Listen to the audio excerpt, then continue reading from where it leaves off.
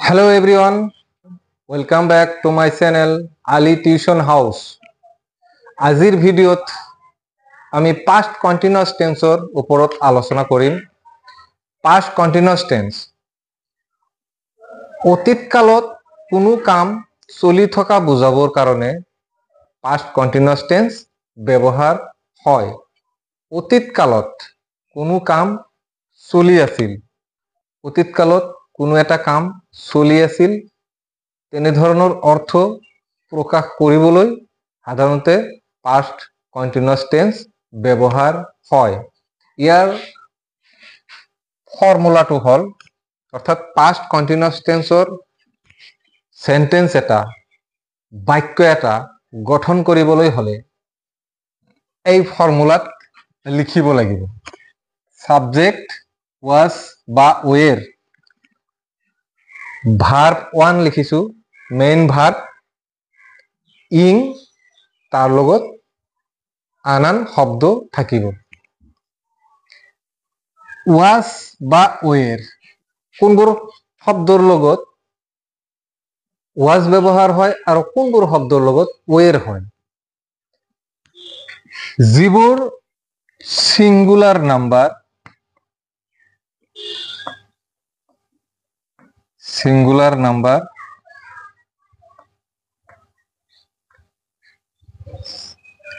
Subject যদি singular number হয়, subject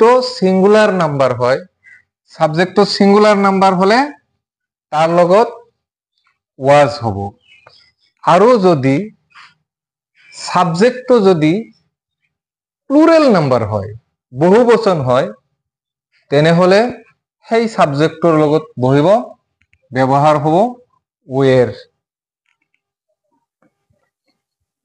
ইউৰ লগত ইউ সিঙ্গুলার হলেও were হয়, ইউ সিঙ্গুলার হলেও একবচন হলেও were বহিব, ইউ একবচন হলেও were বহিব, বহুবচন হলেও were বহিব। অর্থাৎ সিঙ্গুলার হলেও were ইউৰ লগত আৰু প্লুৰেল নাম্বাৰ হলেও ইউৰ লগত were হব।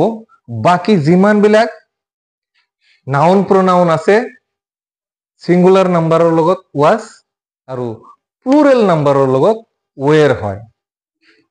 past continuous tenseৰ সেন্টেন্সবোৰ, past continuous tenseৰ বাক্যবোৰ এইটো গঠন হিচাপে লিখা হয়। এই ফৰ্মুলা মতে গঠন কৰিব লাগে।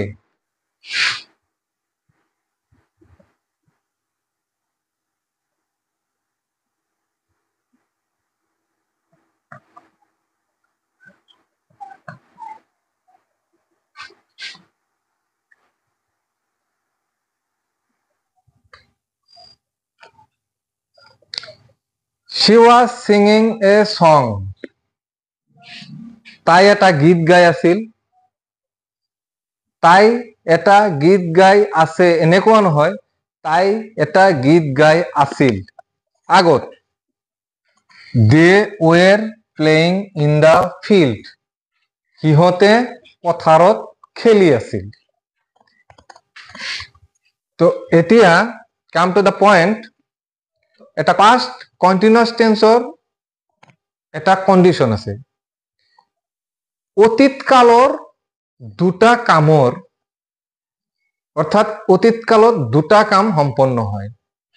অতীত কালৰ দুটা কামৰ যিটো কাম চলি থকা বুজায় সেইটোত past continuous tense ব্যৱহাৰ হয় আৰু আনটোত past indefinite বা simple past ব্যৱহাৰ হয়। আৰু তেনে কন্ডিশনত as, while, when আদি এডভাৰ্ববোৰ ব্যৱহাৰ হয়। মানে অতীত কালত দুটা কাম সম্পন্ন হ'ব, যিটো কাম চলি থাকিব, যিটো কাম চলি থকা বুজায় সেইটোত past continuous আৰু আনটোত past indefinite। তাৰ মানে দুটা ভাৰ্বৰ কাম সম্পন্ন হয়। এটা ভাৰ্বৰ সেন্টেন্স past continuous tense আৰু আনটো ভাৰ্ব যে থাকিব সেইটো past indefinite হ'ব। তেনে ক্ষেত্ৰত এজ, while, when আদি এডভাৰ্ব ব্যৱহাৰ হয়।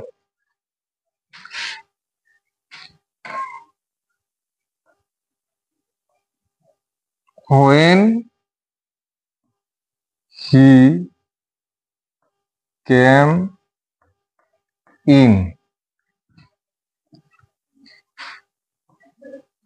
I read a book.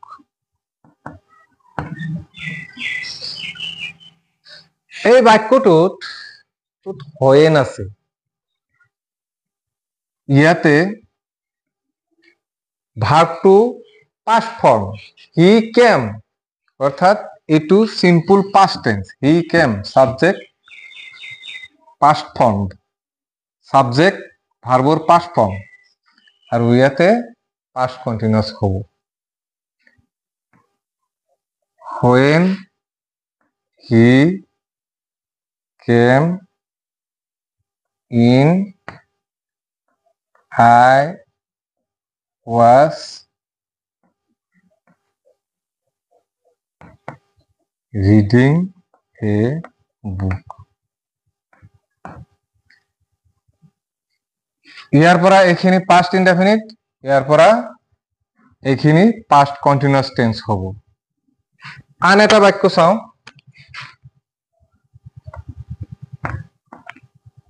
It rained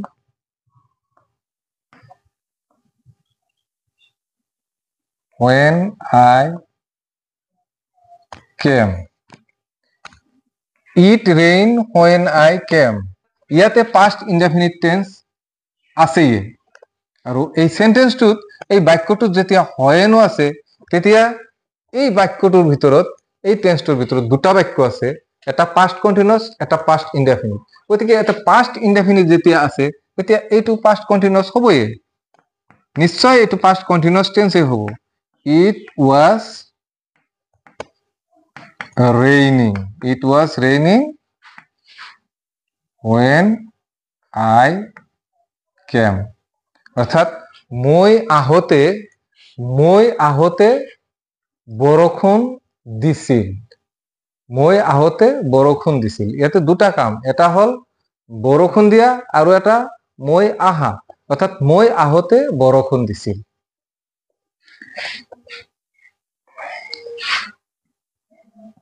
It be all over. It be all over when there. গতিকে ইয়াতে দুটা ভার্ব আছে, এটা ইয়াতে আৰু এটা ইয়াতে। যেহেতু এইটো পাস্ট ফর্মত আছে, সাবজেক্ট পাস্ট ফর্ম, সাবজেক্ট ভার্বর পাস্ট ফর্ম, গতিকে এইটো পাস্ট ইনডেফিনিট। গতিকে এইটো আমি পাস্ট কন্টিনিউয়াসৰ ফৰ্মুলাত যাব লাগিব। ইট ওয়াজ। এতিয়া পাস্ট কন্টিনিউয়াস কৰিবলৈ হলে সাবজেক্ট ইটৰ লগত ওয়াজ। এতিয়া মেইন ভাৰ্ব আমাৰ ব্ৰেকেটত নাই, এতিয়া মেইন ভাৰ্বটো আমাক দিয়া নাই, যাৰ কাৰণে বিৰ ফর্মটো was, all over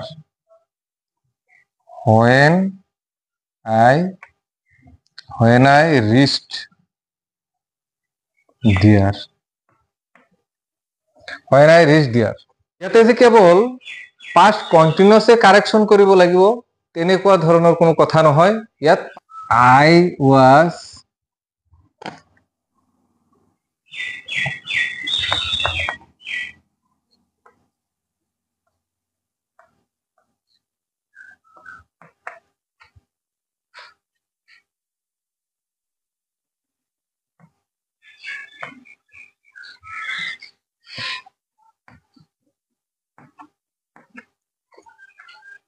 I was doing a work when he came. এতিয়া when আছে বাক্যটোত, when আছে। এতিয়া আমি জানো when থাকিলে পাস্ট কন্টিনিউয়াস টেন্স হয়। when থাকিলে সেই বাক্যত পাস্ট কন্টিনিউয়াস এটা থাকে, আৰু এটা বাক্য থাকে, সেই বাক্যটোত পাষ্ট ইনডেফিনিট টেন্সে হয়। আমি জানো পাষ্ট কন্টিনিউয়াস টেন্সত when, while, as এইবোৰ শব্দ ব্যৱহাৰ হয়। এতিয়া ইয়াতে যিহেতু when দিয়া হৈছে আৰু ইয়াতে এই ভাৰ্বটো কাৰেকশ্যন কৰিব লাগিব। এতিয়া when আছে বুলি এই বাক্যটো পাষ্ট কন্টিনিউয়াস টেন্সত আমি কারেকশন করিলে নহব, কারণ ইয়াতে ইতিমধ্যে পাস্ট কন্টিনিউয়াস টেন্সটো আমাক দিয়াই আছে। গতিকে পাস্ট কন্টিনিউয়াস যেতিয়া এটা বাক্য পাস্ট কন্টিনিউয়াস হয়, তেতিয়া আনটো বাক্য পাস্ট ইনডেফিনিট টেন্সতহে হ'ব। গতিকে এই বাক্যটো হ'ব I was doing a work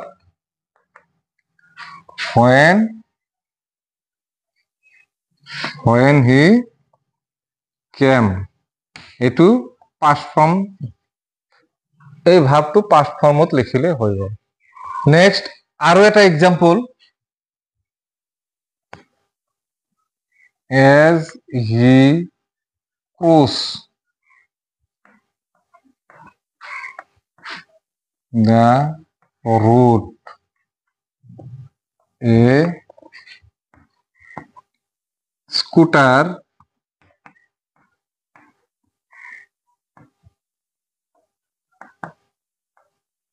knocked him।